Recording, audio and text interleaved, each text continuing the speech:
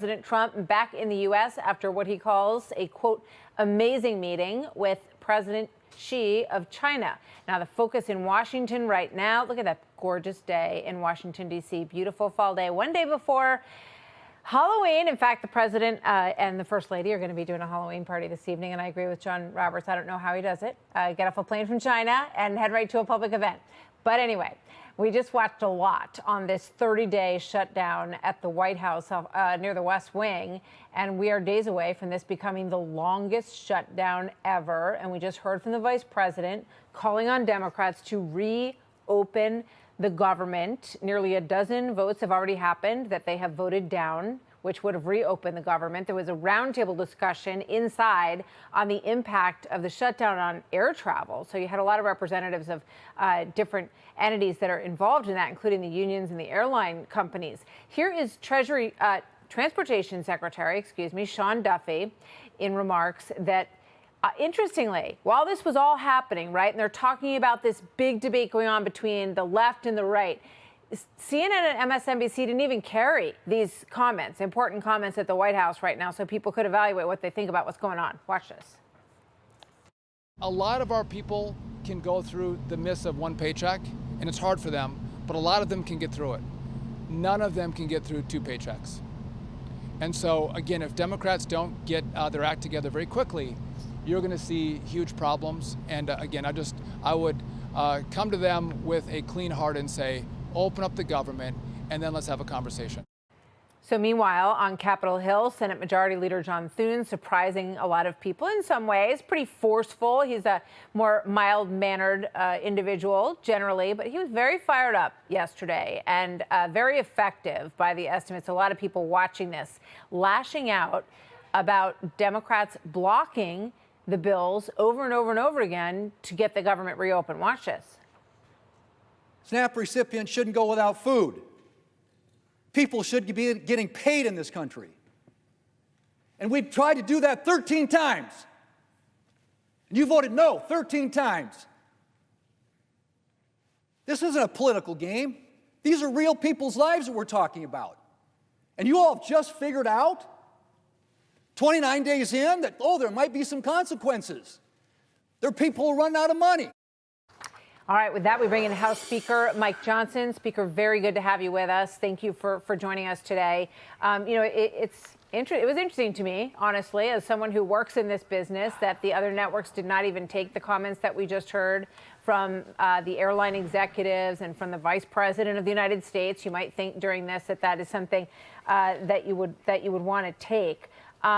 They talk a lot about leverage on the other side and how they're using the leverage of this moment that they believe they have. And Speaker, I know you've heard this, but let's play call for number 2 to remind folks. When you reopen the government and we lose our leverage. Shutdowns are terrible. Families that are going to suffer. But it is one of the few leverage times we have. Frankly, this is our only moment of leverage. Speaker Johnson, welcome, first of all. Good to have you here, as always, sir. What's going on? Well, what's going on is that they are prolonging the pain and the hardship of the American people, and they're doing it for their own political purposes. They are admitting the quiet part out loud that they're using the American people as leverage. Why? Martha, this is so important. They're trying to show that they're willing to stage a fight against President Trump and Republicans in Congress so that they can make a showing to the far left base of their party. They are worried, as many Americans are, about the rise of Marxism in their party. Chuck Schumer is an old school progressive Democrat, but he's not nearly as far left as Mamdani, who's taking over the city of New York as the mayor very soon, we fear. And he and Hakeem Jeffries are both New Yorkers. They are the top Democrats in both chambers, and they're using this game. Right now, it's a game to them to try to show that they're strong to the far left. And it's hurting real American people, and that's why Leader John Thune and I are so frustrated. We're angered by this. They're not even covering, to your point. The mainstream media is on the side of the Democrats. They're not even covering the hardship that is being felt by people. When the Vice President of the United States stands out with some of the top union leaders in America, and those two sides have joined forces to say reopen the government, and the media refuses to cover it, it shows you exactly what's going on here. Yeah, this is an exchange, though, with Jake Tapper and Democratic Representative Melanie Stansbury, and he pressed her on this. Watch this.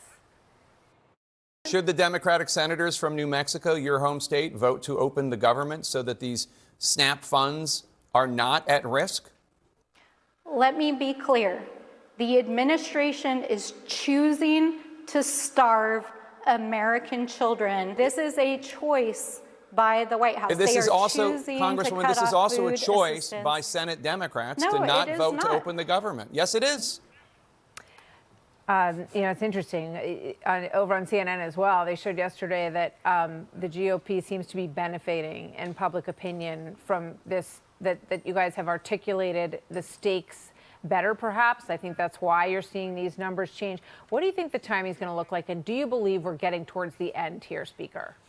Well, I sure hope so. The reason that our numbers are rising is because we are articulating the simple truth. What that Democrat representative said there is absolutely absurd. And even CNN has to say, wait a minute, that's not right.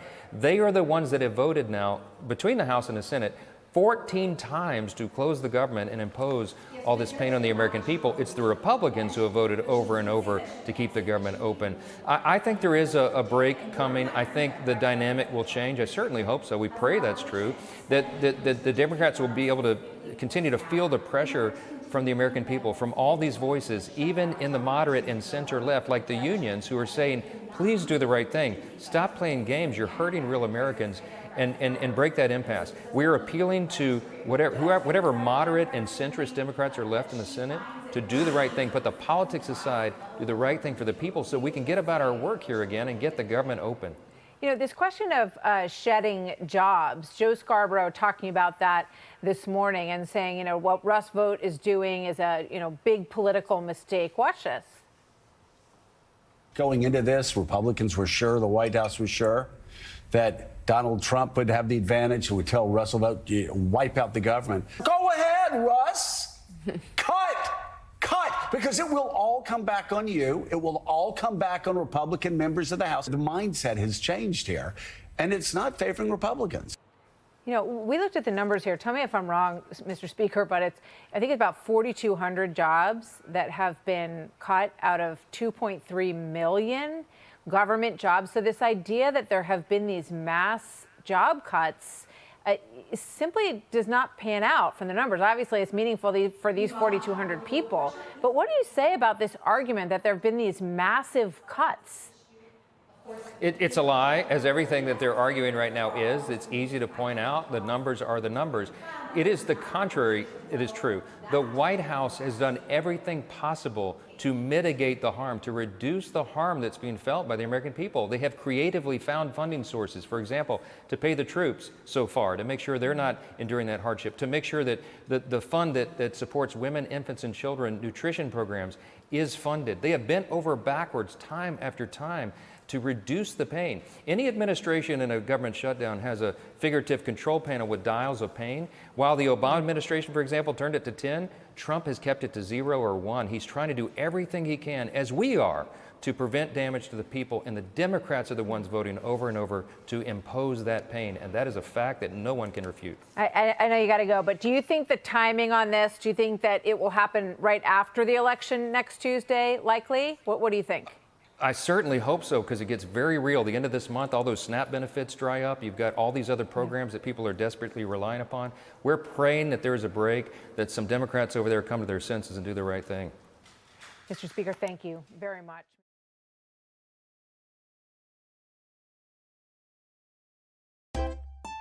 If you enjoy this content, please consider subscribing to my channel to stay up to date with future videos. Thank you for watching.